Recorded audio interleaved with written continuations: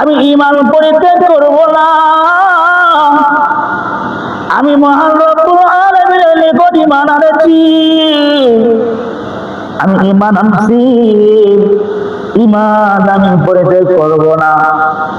বাদশা যখন এরকম ভাই বলতে শুরু করলো, অন্ধমন্ত্র যখন ঈমান পরিত্যাগ করলো না, এই বাদশা জালিম জুনওয়াস, বাদশা জুনওয়াসের অন্ধমন্ত্রী বেশি হাদিয়া নিয়া আব্দুল্লাহ ইবনে তামারের নিকট আসলো।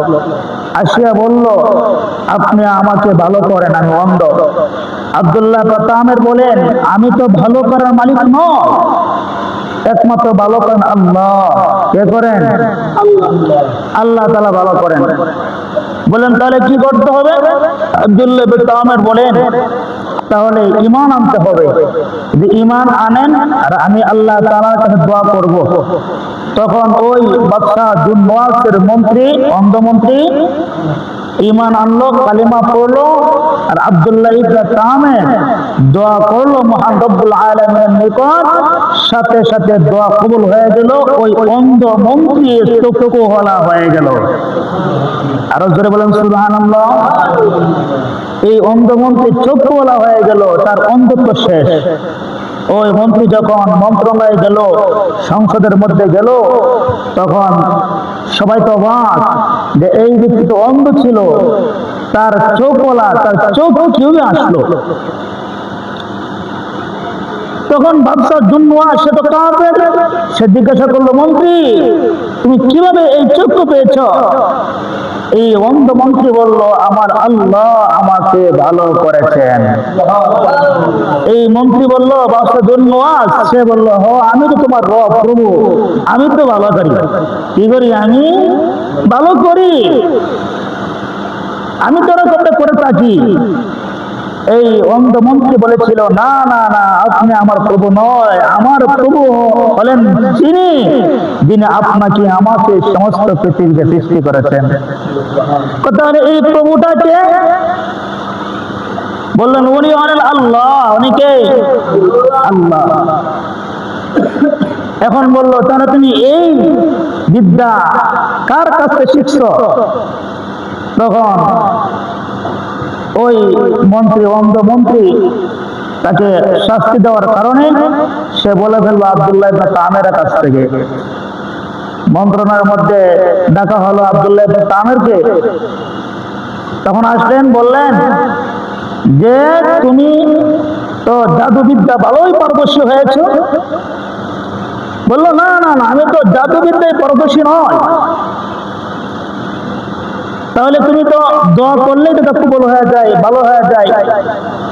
আমি তো ভালো করার মালিক নয়, ভালো করেন কে? আরো জোরে বলেন কে? এরকম ভাবে যখন সে বললো আমার আল্লাহ ভালো করার মালিক, তখন তাকে বললো, তুমি ইমাম ত্যাগ করো। বললো, না আমি ইমাম ত্যাগ করবো না, আমি ইমাম ছাড়বো না। তখন এই বালককে এমন অত্যাচার জুলুম করতে শুরু করলো। শুরু করার পর বললো, বলো তুমি এই ইলম, এই জ্ঞান তুমি কার কাছ থেকে শিক্ষা অর্জন করেছো? তখন এই বালককে বিভিন্ন নির্যাতন হয়ে ওই আলেমের কথা বলে ফেললো। আলেমের কথা মনে আসেনি, ওই আলেমের কথা বলে ফেললো। আলেম তো বলছিল আমার নাম বলিও না, কিন্তু নির্যাতন শাস্তি সে সহ্য না করে ওই আলেমের কথা বলে ফেললো। তখন আলেমকে ডাকে আনা হলো, বললো যে তুমি ইমাম পরিত্যাগ করো, ইমাম ছাড়ো। আলেম বললো, না আমি ইমাম ছাড়বো না। তখন এই আব্দুল্লাহ ইবনে তামেরকে বললো, তুমি ইমান পরিত্যাগ করো। সে বললো, না আমি ইমান পরিত্যাগ করবো না।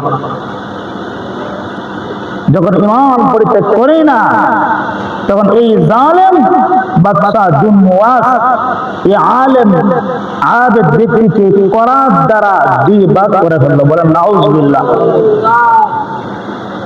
শুধু তাই নয়, যে অন্ধমন্ত্রী ছিল, যে মন্ত্রী অন্ধকার ছিল, যার চোখ ছিল না, অন্ধ ছিল, এই মন্ত্রীকে আব্দুল্লাহ ইবনে তামের নিকট ডাকিয়া আনা হলো। ওই অন্ধ মন্ত্রীকে বললো, বাদশাহ দুনওয়াস, তুমি ঈমান পরিত্যাগ করো।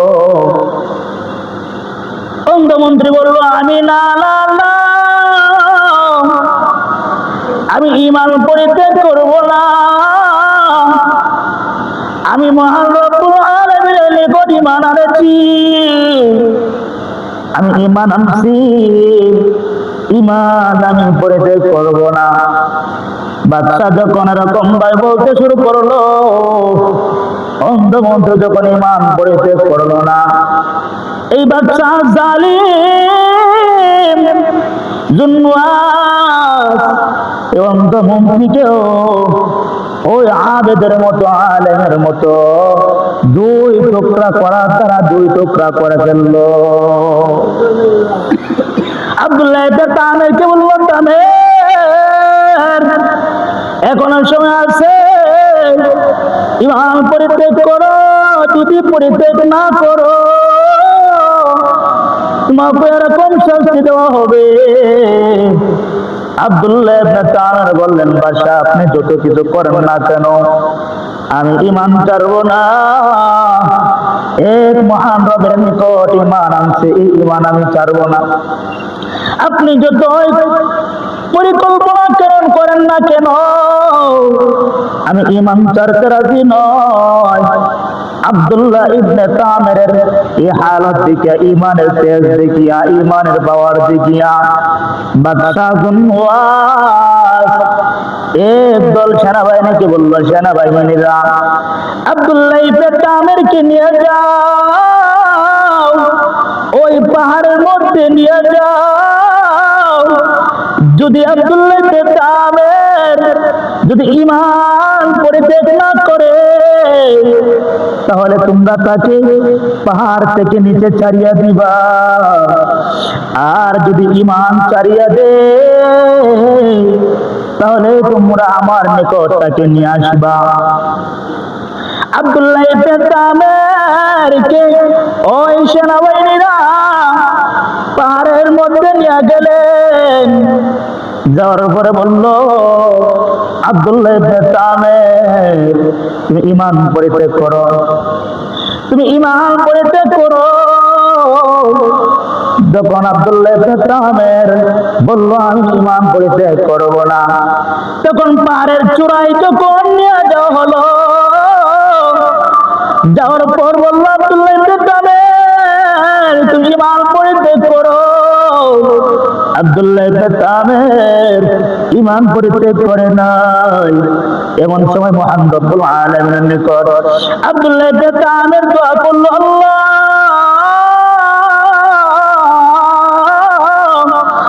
তোমার উপর ঈমান আনার কারণে আল্লাহ আমার উপর এই অত্যাচার, এই জুলুম, আপনি আমাকে এখান থেকে আপনি আমাকে রক্ষা করেন। তখন আব্দুল্লাহ ইবনে তামের দোয়া করলেন, দোয়া করতে দেরি, আল্লাহ তাআলা কবুল করতে দেরি নয়। এটা লাগাই আগে, এটা লাগাই শুননি আগে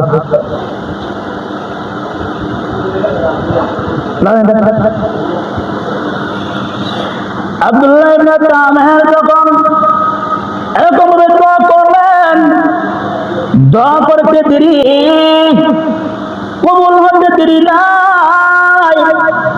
তখন আব্দুল্লাহ ইবনে তামের কি পাহাড় থেকে ছাড়িয়ে দেওয়ার জন্য ওই সেনাবাহিনীরা যখন মনস্থ করেছিল, দেখেন আল্লাহর কি খেলা,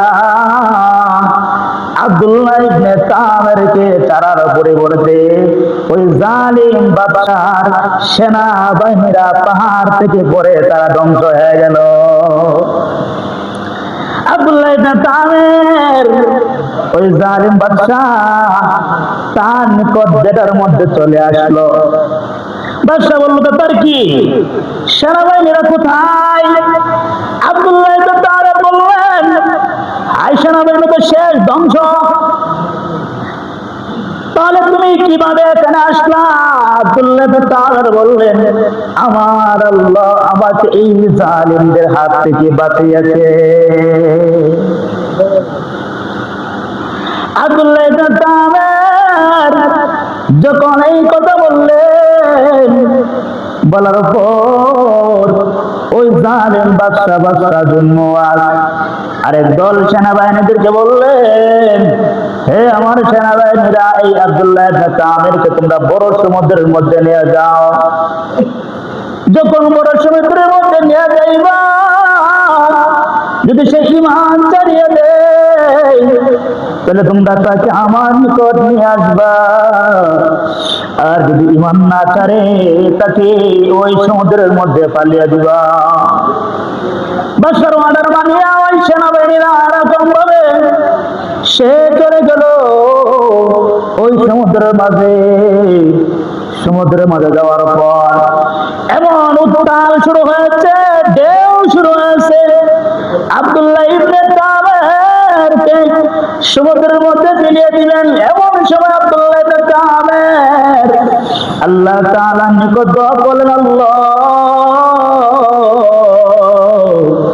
আমাকে জালিমদের হাত থেকে আপনি রক্ষা করে। আব্দুল্লাহ ইবনে তামির দোয়া করতে দেরি, আল্লাহ তাআলা দোয়া কবুল করতে দেরি নয়। ওই সেনাবাহিনীরা এরকম ভাবে সমুদ্রের মাঝখানে পড়িয়া তারা মৃত্যুবরণ করলো। আব্দুল্লাহ ইবনে তামির আল্লাহ তাআলার রহমতে এরকম ভাবে সে বাদশার নিকট চলে আসলো। বাদশা জিজ্ঞাসা করলো, তাহলে তুমি কিভাবে আমার নিকট আসতে, আর সেনাবাহিনীরা কোথায়? এই বাদশা জুনওয়াস যখন এরকম ভাবে কথা বললো, বলার পরে আব্দুল্লাহ ইবনে তামির বললেন, হে বাদশা, আল্লাহ তাআলা আমাকে রক্ষা করেছেন, জালিমদেরকে আল্লাহ তাআলা সমুদ্রের মধ্যে ধ্বংস করেছেন। হে বাদশা, আপনি যতই আমাকে চিন্তা ফিকির করেন, যতই পরিকল্পনা করেন, আপনি আমাকে মারতে পারবেন না। আমি যে আপনাকে যে পদ্ধতি শিখিয়ে দিব, যে সিস্টেম আপনাকে শিখিয়ে দিব, এই সিস্টেম যদি আপনি অবলম্বন করেন তাহলে আপনি আমাকে মারতে পারবেন না, হয় মারতে পারবেন না।